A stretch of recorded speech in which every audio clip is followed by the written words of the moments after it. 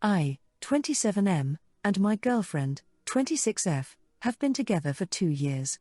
I'm a black man raised in the inner city, she's a white girl from the suburbs. We grew up different, and normally that's okay, but last week someone tried to break into my house and it started causing problems. I'm taking care of my mother now that she's getting up in age. She just had surgery on her legs and cannot walk. I need to stress this, she physically can't support herself, so I'm doing everything for her. Her bedroom is in the back of the house right next to the back door that leads to the porch.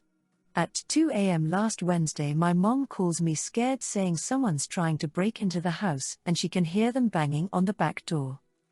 My girlfriend was staying with me in my bedroom when I got the call. I jumped up, grabbed my gun and ran to the back and started yelling for whoever was there to get away because they were still banging on the door when I got there. Things got quiet, so I checked the camera on the porch and I saw them standing there.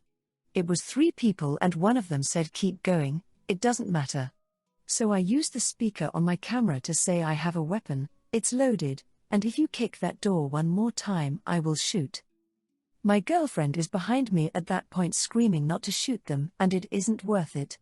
The 3 people on the porch don't move, so I put my phone down, cock my weapon and say, "I'm going to count to 3. And if you aren't gone by the time I get to 3, I'm firing." As soon as I counted 1, they ran away. And my girlfriend was screaming at me that there's never a reason to threaten to shoot someone. Ever. I told her we are not having this conversation right now and we need to call the police. Yes, I should have done it earlier, but I was too worried about my mother to think about it. The police get called, they come out and see shoe prints on my fence and on the back door from where they were kicking and start patrolling the area but don't find them.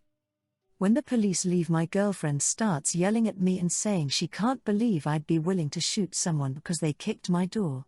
I said it isn't about the house, it's the fact that my mother is laying in bed helpless just a few feet from that door and they could have done anything. Stole things, killed her, raped her, a combination. I have no idea and I wasn't taking any chances. She says there is never a reason to hurt or kill someone, ever.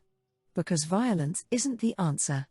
It just makes you like the person you're hurting.